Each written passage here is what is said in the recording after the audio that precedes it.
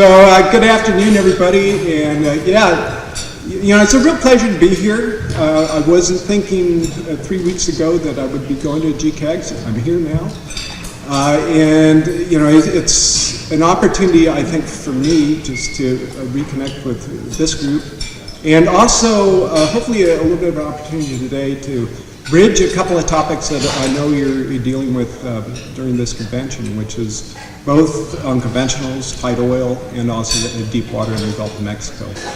And what I'd like to do really today is talk about both the Gulf and onshore Texas tight oil, and compare and contrast these, and share some learnings, particularly as they relate to the E&P paradigms and as well as the business models, but be able to focus on a little bit of the geology too, to see why we have the E&P models that we do.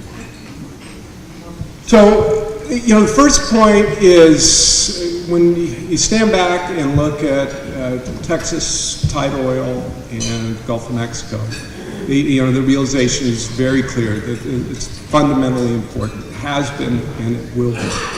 And there's Henry was talking about this morning.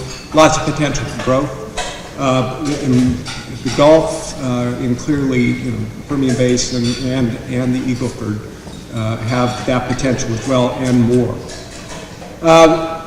These E&P models, the business models that we're looking at for the deep water and the unconventionals are dramatically different. And they're dramatically different because the rocks are dramatically different. And I want to touch on that. And as well as the operating environments. But, we're seeing different approaches because they need different approaches.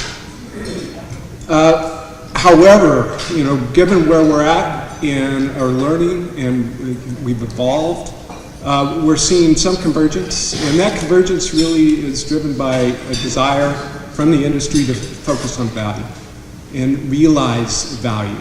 And things have changed, oil prices have changed, and I think we're in a great point of time where we can take advantage of that to realize value for the future. One point, and the last point I really want to stress is, we're here at a convention. I'm sure the folks that are working on unconventionals tight oil are going to the unconventional tight oil sessions. The folks that like deep water are going to the deep water sessions. And I worry a little bit about divergence in capability, particularly for geoscientists. And I think we need to make a conscious effort to try to come back together at times, at least, so where we can share some of the lateral learnings, because there's a lot of learnings to be shared. We're seeing great things happening, for example, analytics and unconventional tight oil. Seeing wonderful things happening with seismic in deep water or offshore in general. And I think we need to make a conscious effort to try to kind of bring these camps together so we can learn from each other. So the outline of this talk, I want to give you a brief introduction to really set the stage. We'll then talk about the importance and go through why it's important. We'll make a comparison. I've got some slides here, just really focused on the reservoir, but also on the business models and how we can compare those. Talk a little bit about the challenges that both tight oil and Texas and the Deepwater Gulf are facing, and then talk about some of how those challenges being overcome and what's facing us in the future. So first though, and this is really my acknowledgement slide. So as Deborah mentioned, I'm at the Bureau of Economic Geology, and I want to acknowledge my colleagues here because some of the materials that I'm going to be showing are materials that they have produced through their research there. Just a little bit of pitch, so Bureau of Economic Geology, we're the oldest research institute at UT. We've been around since 1909. We also act as the State Geological Survey for Texas, but primarily we're a software research institute. And we do a lot of work with industry. We do a lot of work with both federal and state government. as well as foundations.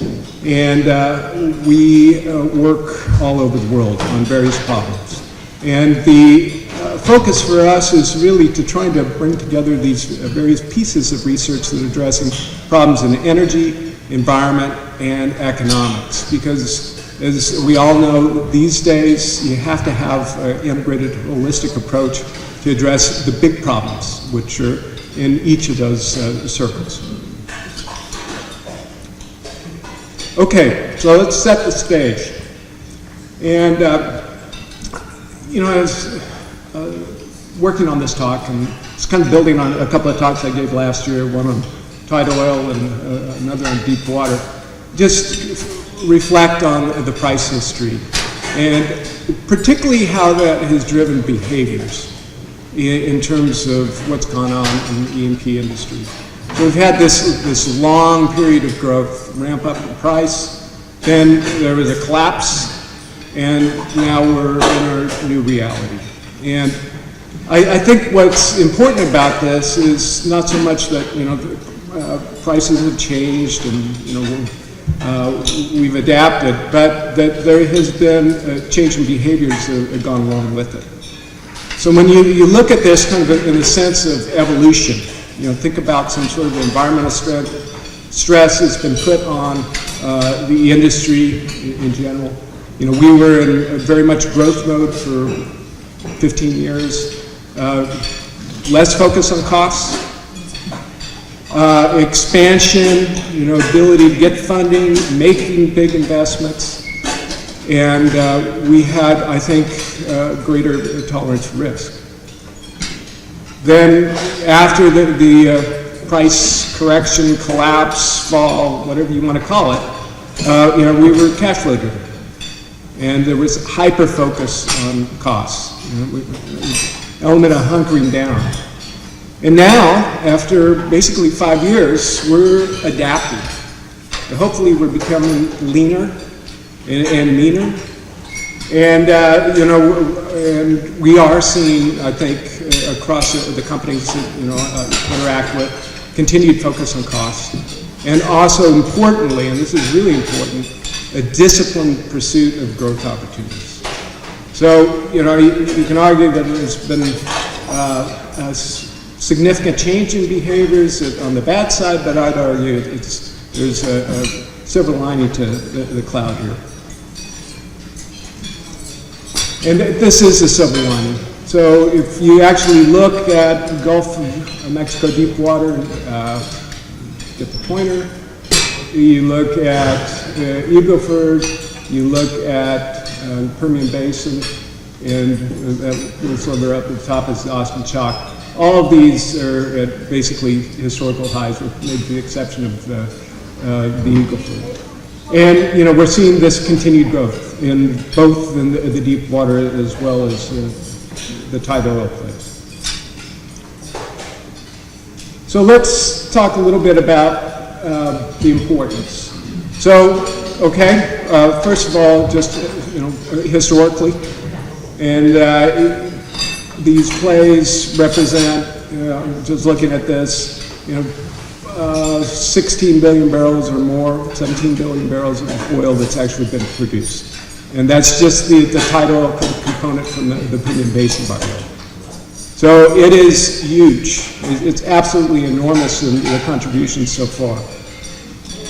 As I touched on, you know, we're seeing growth. Of course, U.S. production is the highest ever. And why? Well, 50% of why is because of the Texas tight oil plays and the Gulf of Mexico. And if you look at this, it's of 2018 figures, it was about 5.5 million, it's about 6.3 million. This is only the Texas component of the Permian Basin on this pie chart.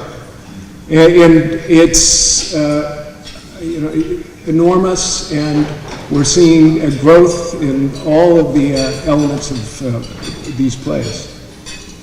So here's a comparison. These are built on EIA data, and over the last 3 years, we're seeing each of these basins and plays grow.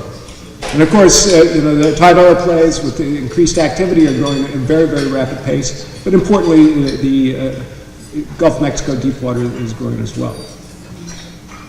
So, as I mentioned, we're at the historical production levels. What I find pretty fascinating about this is where the Gulf of Mexico has been over the last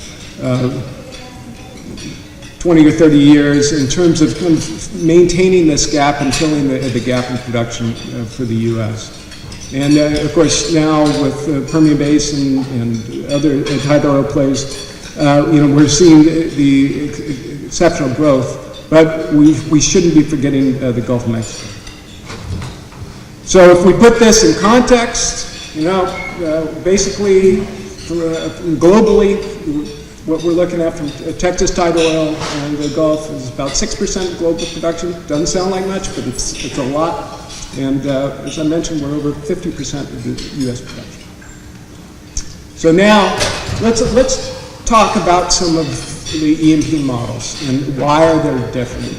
And it really comes down to the rocks, as well as the environment, the operating environment. And here's just a comparison to deepwater and unconventional. So, one of the big drivers in terms of which players are interested in Gulf versus which players that aren't, actually comes down to their ability, either within their portfolio or within their hearts and minds, to accept risk.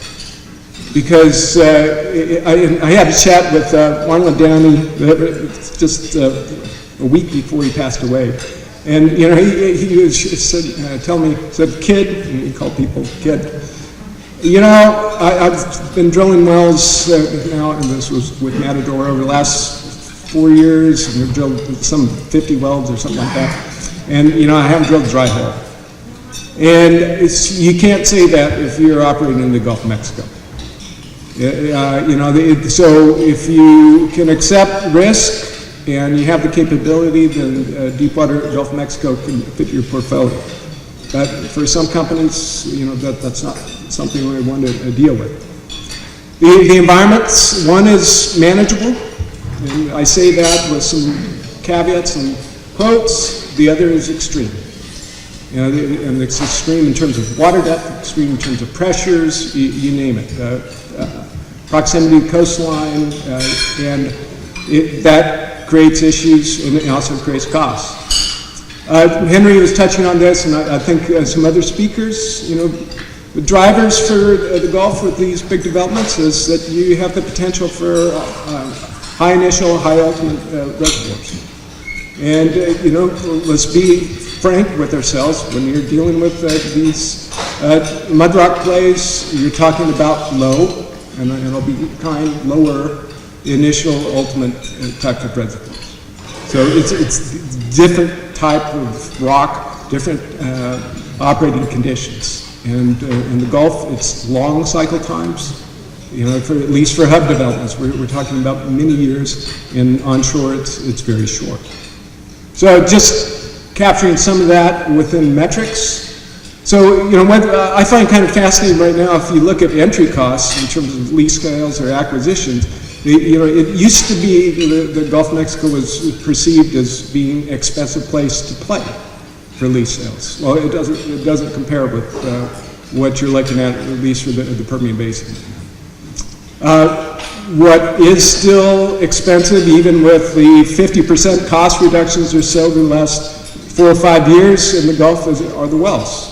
Drilling completions, you're talking a couple of $1 million compared to $12 million or so for a well in this case, the Permian Basin. As I mentioned, ultimates in the deep water are significant, and this is sort of an indicative range, 10 to 35 million barrels per well. And some wells and some of the other offshore plays that are at least touted in company reports, they're expecting 50 million barrels per well, which is just remarkable, really. And the range, and of course, asking how much you're going to get out of a well is like asking the length of a piece of string, because it depends on the well, of course. But when you're talking about the onshore Permian Basin, these are modest, but of course important EURs on the order of 500,000 barrels to over 1 million barrels or so. Cycle times, Gulf, it's years, Permian or Eagle Ford, it's months, and that's a big attractor. It's a big attractor, in particular if you're driven by cash flow. And if you look at the break-even prices, they're comparable. Of course, it depends. Some projects will be higher in both areas, and some projects may never get off the ground because they're just too costly. And one of the speakers this morning talked about the Paleogene, some of the Wilcox, and that struggles. And it struggles from a reservoir perspective. So when you look at the E&P models for deep water and compare these, the key drivers for the deep water, it's all about trying to understand the risks and reduce the uncertainty before you make significant investments. And basically you're balancing your costs, both to get into the acreage as well as to make that discovery and then appraise that discovery before you're looking at the several $1 billion of investment with a deep water project. So it's really focused on trying to reduce that uncertainty and understand that risk up front. For the tight oil realm, it's a different model. Here, absolutely, it's about reduction of uncertainty, but it's a lot of what's driving this is optimization of the development. And here you learn with the bit. So there's a need to be able to drill, develop, produce. Pilots are important. Optimize, collect more data, digest that data, do again, and really understand, which type of well you need, which bench you want to be on, and get that down so that you can make the most of it. So these are different, and they have different times and different capabilities. Just some comparisons. I'm not going to belabor that, but the one to really draw your attention on is when you look at permeabilities here. And I'm going to show you some examples of this, but we're talking about 8 orders of magnitude difference. And I'd ask you all to think about any other business or industry out there that is being successful in making the same product within an 8 order of magnitude difference in spread. I can't think of it. So this is an impressive accomplishment, folks. So, let's look at the examples. Permian Basin, you guys probably know this much better than I do, but we've got the Delaware with Midland, multiple zones, both in the Wolfcamp as well as the Bone Springs and Avalon and the Delaware. We've got the Sprayberry and the Wolfcamp in the Midland. So, lots of potential. And, if you look at a log, and here, a well out of the Midland Basin, and just in terms of the amount of potential resource based on TOC in this case, and as well as, I'm not sure of the porosity, but that distribution, it's enormous. I mean, these are very thick successions of oil-bearing rock. You go to Eagle Ford, okay, it's a little bit thinner, but it's over a very large area. The focus, of course, has been lower Eagle Ford. And I just want to pause here for a second because as I put this slide in, the co-author here, Steve Ruppel, I just want to make people aware. Steve, unfortunately, passed away earlier this week. He was a good friend and a good colleague. And so we're missing him and still trying to deal with that loss. But he was behind much of the work that we've been doing in the mudlarks. So, that's just an example of Eagle Ford. And then we go to the Gulf of Mexico. So the Gulf of Mexico basically is driven right now by 3 plays. Those plays are Miocene, the Paleogene, and the Northwood. And it's had some success in all 3 of the plays here recently, and I'll touch on some of those successes. But the issue with the Gulf of Mexico, of course, is complexity, and that you don't have continuous distribution of resource. So you have to be able to find those traps and, with the right charge in reservoir. But you can have some great reservoirs. We're talking hundreds, also 1,000 plus thickness in some cases of feet, and in all 3 plays: Miocene, Wilcox, Paleogene, and Northwood. So, if you can find it and you find the right sand dump, then these can be very prolific. So, scale matters. And I want to come back to this whole point about how different these rocks are. So this is a good, but it's not an exceptional reservoir. It's a thin section, by the way, for those who don't look at thin sections. Blue is porosity. These are quartz grains mainly. And that's diameter of a human hair that's shown there. And this rock has permeability about 100 millidarsons. It's okay. So let's think about this in comparison to both the size of the pores as well as the permeability for unconventional. So there's that hair. Here is porosity developed in kerogen or bitumen within unconventional. And let's just take this down to scale. So, these are fundamentally different rocks. Yes, these mud rocks have porosity, but it's in tiny, tiny, tiny little holes. And you got to get the oil out of those tiny, tiny holes. So it used to be, and this would have been my paradigm, it probably still is to some degree. I would have said, okay, well, if we're not at about 20% porosity, 100 millidarcies in the Deepwater Gulf, then we're talking either about bad or really ugly reservoirs. And that, I think, still holds. But now, if you look at the range, so we've got a cross plot here, porosity versus permeability, and I've just put on the good reservoir. Here's what I've noted as bad, and here's the ugly. And then here's a comparison with SEM from Eagle Ford. And, we're, as I mentioned, we're looking at this 8 order of magnitude difference in terms of permeability. So what does that mean? Well, it means that I'm an old guy with old thinking, and it's important to have this new paradigm. And that new paradigm is that, there's good at both ends of the spectrum. And yes, you may need to frack the hell out of these rocks to get oil out of them, and you do, but you can. And you can make a business out of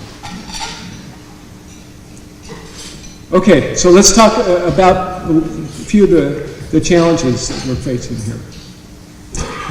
And I want to step back. I'm mainly talking about technical points, but certainly in my career and also in my involvement with the Bureau, many of the issues that actually are facing the industry and society are non-technical issues. So, we need to be thinking, you in industry, us in the research community, as to how we manage holistically all the various clouds of challenges in an effective way. Because it's just not about the technical. It's just not about the environmental, it's not about the economic. It's putting these together so that you actually can make it a viable business that is sustainable and that is acceptable by the communities or the country that you're operating in. So the technical issues, though, I'm going to focus on. And in particular, we've kind of alluded to it, it's the reservoir quality and the performance for the shales and as well as low recovery factors. You know, the other challenges, environmental, you know, these are ones that are extremely topical right now. You know, seismicity in particular, but also water management. And this is also very topical if you're active in these plays. You know, how can we approach a life cycle type of development here in you know, managing change in the prices, the basis, infrastructure, all that. So let's look at production declines. So this is some data analysis that was done a few years ago, where we basically just had about 5 years worth of production out of the Eagle Ford wells, and it compiled data from 1,500 wells, and then looked at declines. So as a reminder on these reservoirs, you know, we're looking at declines of about 75% in that first year, second year down to about 85% of what you started with. So it's an uphill battle, folks, and it means that if you want to sustain production, you have to keep drilling or try to increase the IPs or do something. If you compare this, and now I'm comparing, these are all the existing fields and startups that have been reported in terms of decline, so let's just normalize to 1. And that's the same curve that you just saw for the Eagle Ford. So looking at Gulf of Mexico, so this is everything, old fields, young fields, projections versus the Eagle Ford data. And this is a dramatic difference in terms of how these reservoirs will produce and will perform. So again, drives different approaches and requirements for capabilities to unlock this. The other challenge related to that is when you look at the resource that's out there, and now here back off a little bit further, so we're looking at the big bubbles here are in-place numbers, or in-place bubbles across the gas plays and the oil plays. We're still conducting work in the Permian Basin on both the in-place and recoverable, but I'm showing you what we've come up with so far to be in place. So this is over 1 trillion barrels of movable oil that's sitting in the Midland and Delaware Basin. So the resource is not the issue. It's how much you're going to be able to get out, economically in particular. And it's the recovery factors to date have been low. And let me give you a couple of examples here from the Eagle Ford. So this is some work was done a few years ago looking at in-place, and that in-place is based on basically volume per square mile. So just the distribution, hydrocarbons over the Eagle Ford trend. And then it's a little hard to see, but basically these are the recovery factors for the oil part of the play and then getting into the gas condensate play. So for the oil part of the play, basically you have a range of about 2% to 16%. The mode that we're running with is less than 10%. And of course, this is a function of the reservoir quality, the initial reservoir pressures, as well as the fluid quality, GOR and viscosity. So, you know, the recovery factors are low. I don't think that's news to anybody. But it does mean that we've got a big potential for future growth.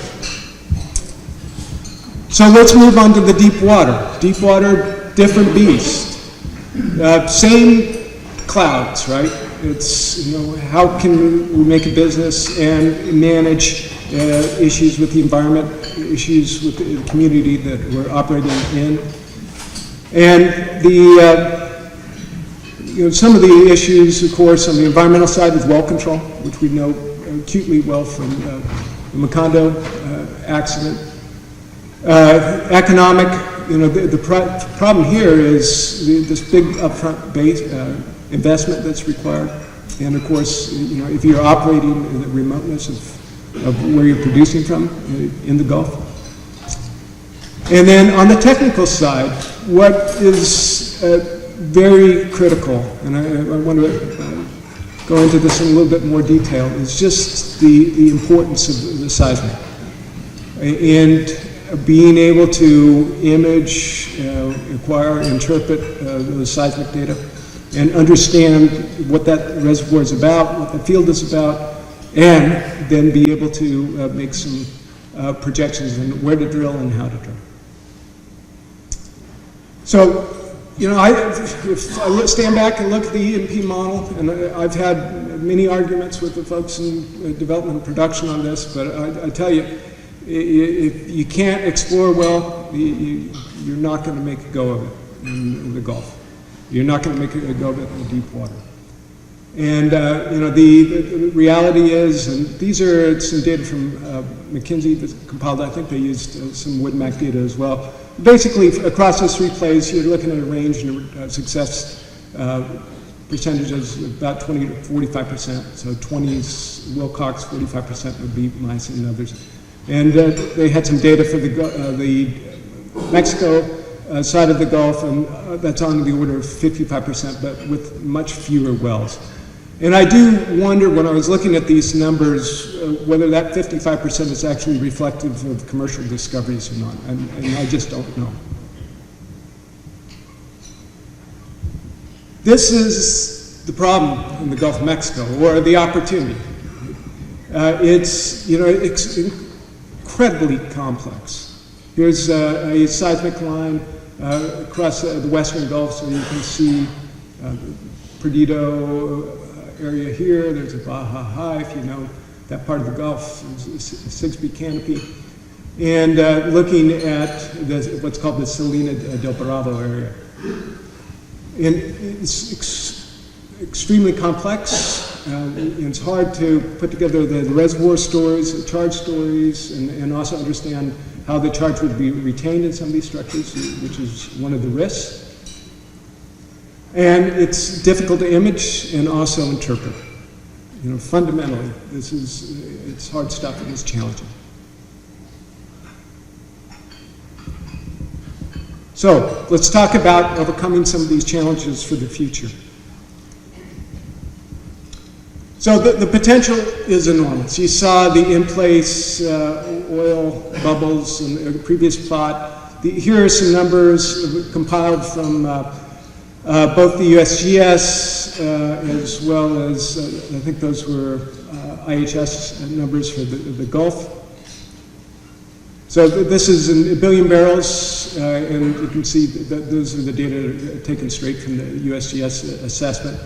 Based on our work at the Bureau, we would look at the Permian Basin as being low, and the Eagle Ford low on the order of about a factor of 1.5 to 2.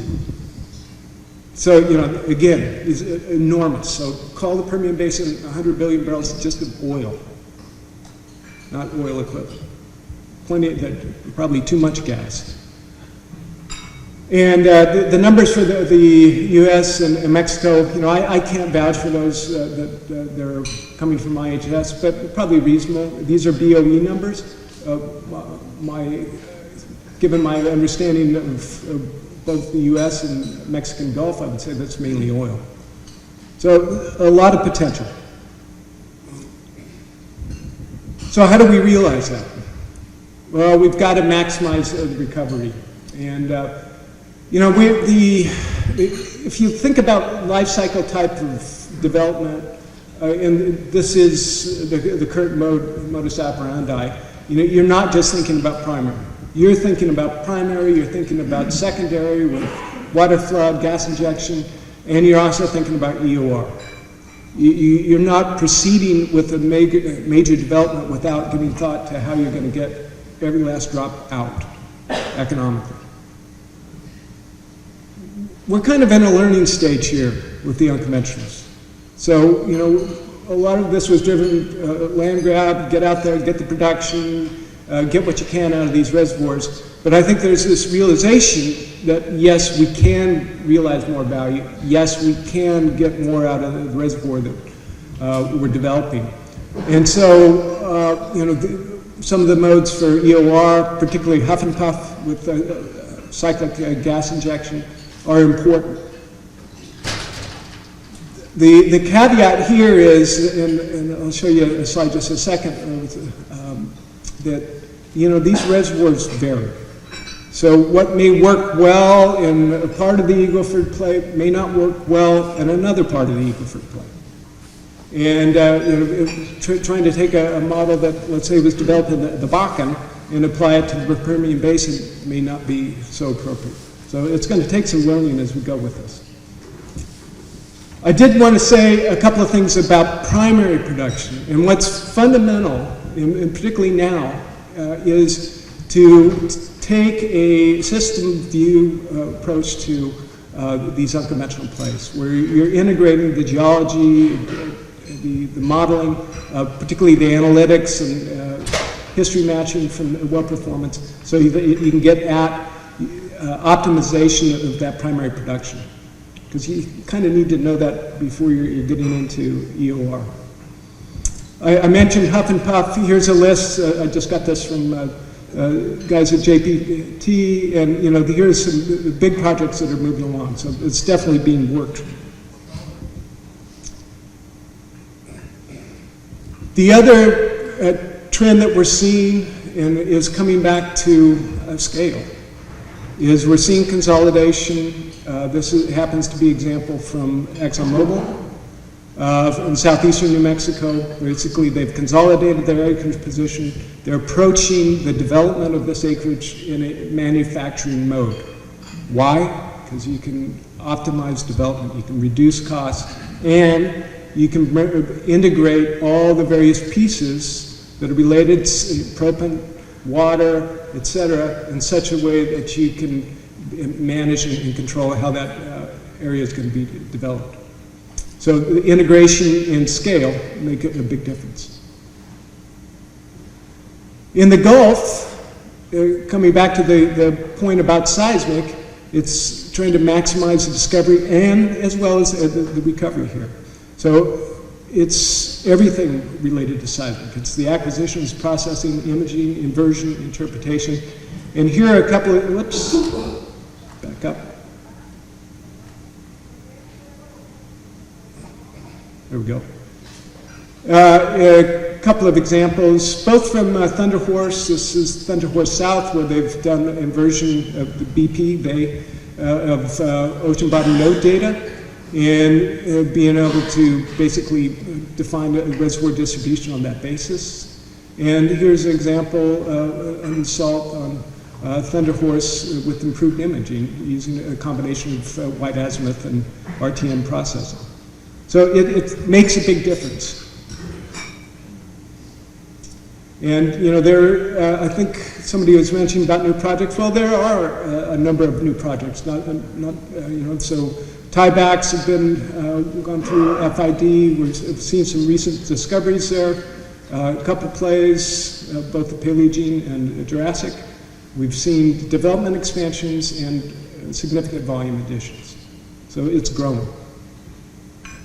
And I'm just going to put in a plug. I'm in the research community now, so research is important, folks, particularly for complex areas like the Gulf of Mexico. And here is an example, the extension of that seismic line you saw. And the great thing, we've got our group, Applied Geoscience Laboratory, read that as Salt Tectonics, run by Mike Udek. And there's a guy, Tim Dooley, who does these models. To be able to unravel the interpretation of this complex structuration that we're seeing in the Gulf of Mexico requires having some meaningful analogs. And this is one way to get at those analogs. And the point here is that, and I'm sure many of you do this as well, you can make great visualizations, you can make things that look lovely, but they're models. So unless you can actually have the best data and the best interpretation in there, you have to look at these models as just a visualization. So it's important that you continuously try to improve that. So let's talk about the future, and then I'll wrap up. So this is the BP projection. You may have already seen this this morning. Here's ExxonMobil's, that's 120 million barrels of oil per day. That's 120 down to about 80. And, there's been a lot in the press about peak demand. I thought what the economists at BP said really nails it right on the head. It doesn't really matter if there's a peak demand or not. The world's still going to need some oil. And let's call it plus 20% or minus 20% next 20 years, 2040. I'll lay a bet with anybody in this room. I may still be alive in 2040, maybe. But I'll bet you a nice bottle of wine that we come someplace in that range. I think it's reasonable. And if I'm wrong, well, I may not be alive anyway, so. So anyway, we need what's going on in the Gulf and the Texas tight oil plays. If you ask me, and it's a personal opinion here, the biggest risk that we're facing is underinvestment. And that's underinvestment driven by lack of investment dollars that are available. Capability, I really worry about capability, pulling in younger people in particular to be able to come into the industry and work these problems. I worry about not investing in technology up front and research up front. And I also worry about public sentiment. And all these things can kind of influence the mood. So I think it's important that we take some pride in what we do and go out there and sell what we do. So, and just a point on that last piece, part of the reason that we are seeing this production curve, if you ask me, is because we have this kind of price history. It's almost just right out of phase, right? And I want to ask you all this question. In the current normal, reality, whatever you want to call it, are we going to be able to invest enough? Do we have the belief, that sentiment that's going to drive us being able to match future demand?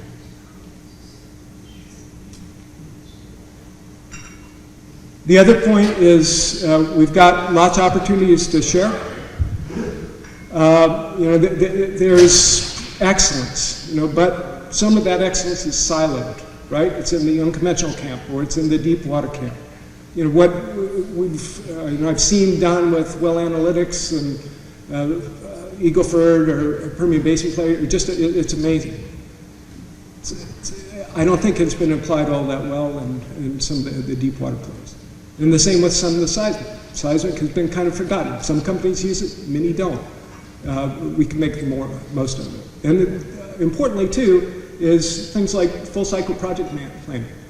This is the bread and butter, the deep water. Big companies can do it onshore. It would be, I think, a great thing if the smaller companies start to take that long-term view about their acreage. So let me just finish up where I started. So, Texas tight oil and the Gulf, these are important, folks. They are different. And the E&P models, approaches are different because these are different reservoirs, largely. We're seeing some evolution, some trends here that I think are really optimistically encouraging with this focus on value. And I just make this pitch that it's time that we take a deliberate action to start to share a little bit more than what we've been doing. So with that, I'll stop and open up for any questions or comments.